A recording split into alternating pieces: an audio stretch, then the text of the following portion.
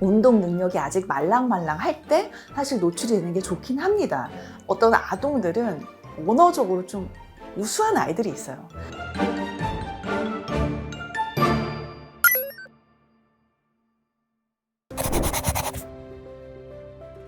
Developing bilingual이라는 이제 용어가 있습니다. Developing bilingual, 그러니까 자라나는 아동이 두 언어에 이제 막 노출이 되는 거예요. 그러다 보면 서로 두 언어 간에도 영향을 주겠죠. 그래서 굉장히 dynamic language shift라고 저희가 표현을 하는데 아주 역동적으로 두 언어가 이제 서로 영향을 주면서 발달을 합니다.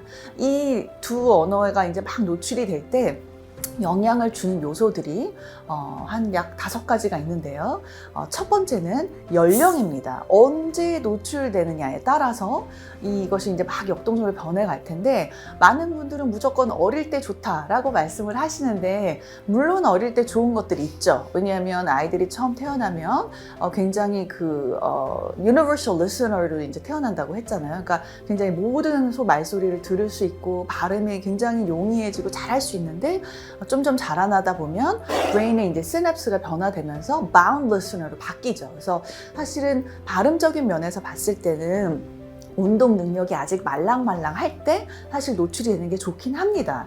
다만 만 1세, 만 2세 아동이 구사할 수 있는 정도의 능력은 어떤 저희가 뇌 발달이 이제 직결되는 거기 때문에 그 정도예요. 단단어. 그러니까 12개월 아이들은 단단어. 엄마, 마미, 아빠, daddy, 다다 하겠죠. 까까 이 정도 하는데 크기 이 정도 하겠죠. 그리고 이어 조합 정도 하겠죠. 만 2세 되면. 그래서 그 정도만 영어로 구사할 수 있는 거예요. 근데 만약에 학령기 좀 고학년 아이를 생각을 해보면 자신의 언어로 표현할 수 있는 만큼 사실은 영어가 올라올 수 있는 인지가 되어 있고 언어 발달이 되어 있기 때문에 구사할 수 있는 부분이 훨씬 넓어지죠. 그래서 저희가 language transfer라는 표현도 합니다. 여기서. 그러니까 L1에서 L2 자신이 갖고 있는 모국어의 역량만큼 제2 언어에도 전이 효과가 생기거든요. 그래서 꼭 어릴 때 좋은 것보다는 아니라, 그러니까 어쨌건 언어에 이제 노출이 될 때는 연령이 굉장히 중요하다. 연령이 어쨌건 영향을 미칠 거다라는 말씀을 드리고요. 두 번째는 purpose가 있어요. 목적. 그러니까 어떠한 목적으로 이 두 번째 언어가 노출이 되느냐. 예를 들어서 잠마켓에 지금 내가 가야 돼가지고 두 번째 언어를 지금 학습을 하고 있는 건지, 아니면 그냥 내가 친구를 이제 새롭게 만나서 그 친구랑 이야기를 하려고 그냥 이게 두 번째 언어에 노출이 되는 건지, 아니면 거기에 살아야 돼서 노출이 되는 거, 이거 다양하게 굉장히 달라집니다.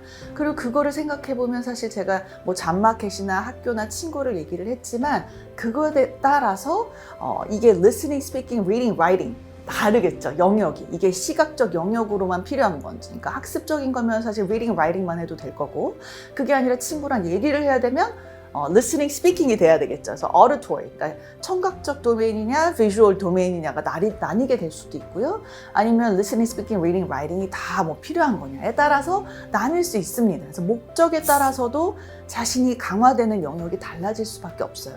세 번째는 input, context and opportunity라고 해서 뭐냐면 들어오는 경로, 즉 그 두 번째 언어가 아까 2번과 굉장히 비슷한 건데, 들어오는 경로나 opportunity, 그거를 배우게 되는 어떤 경험의 최대치가 어떤 거냐를 생각을 해보면, 제가 이거를 가장 쉽게 설명할 때 어떤 설명을 하냐면, 제 전공을 사실은 제가 대학원, 그러니까 석사, 박사, 그리고 미국에서 교수하고 이럴 때 내내 다 영어로 했어요. 사실 한국어로는 교재를 본 적도 없고 논문을 한국어로 읽은 적도 없고, 제 이 영역에 대해서 아동언어 발달, 이중언어 이 발달 영역에 대해서는 영어로만 했습니다. 학문적 발표를 할 때도 영어로 했고, 잡톡도 영어로 했고, 그리고 다 영어로 할 수밖에 없잖아요. 그런데 그러면 제가 아무리 한국어, 영어를 잘하는 것 같아도 그 영역에 있어서만은 사실 영어로 하는 게 훨씬 편한 거예요. 용어나 제 전공 용어나 또는 제가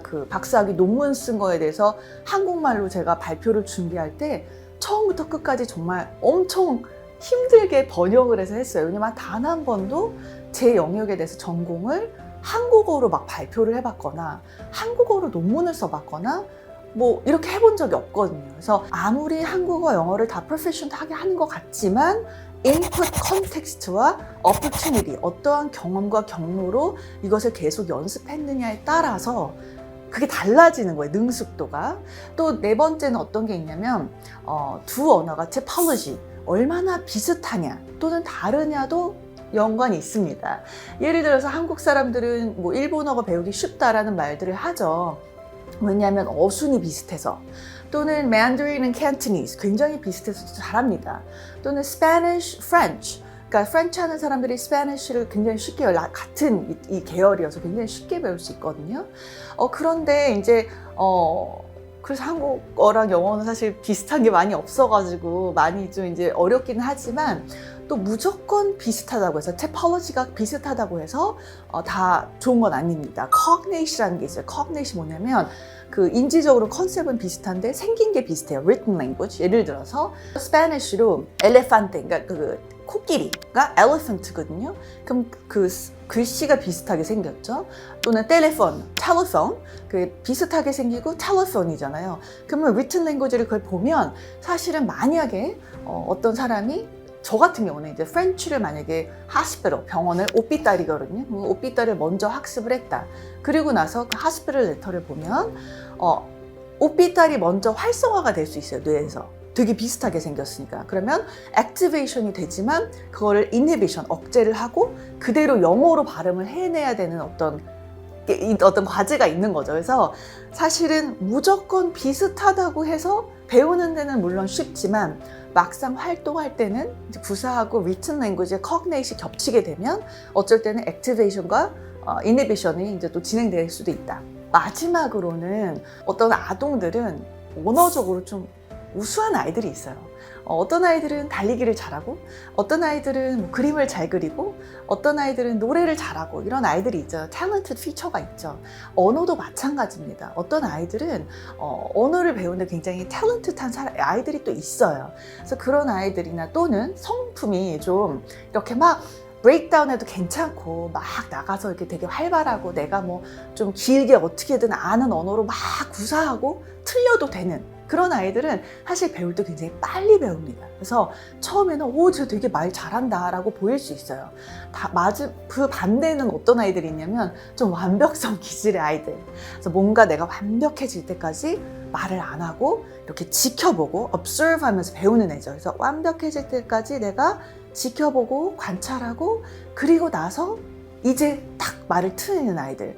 그런 아이들은 사실 처음에는 왜 이렇게 얘가 늦대지? 같이 노출이 되는데 왜 이렇게 말을 안 하지? 하지만 한 6개월 있으면 완벽한 문장을 구사하는 아이들. 그래서 아이들의 성향에 따라서 저희가 preference라고 표현을 하는데 성향에 따라서도 아이들이 이제 그 dynamic language shift 그 두 언어에 영향을 주는 요소가 될 수 있습니다.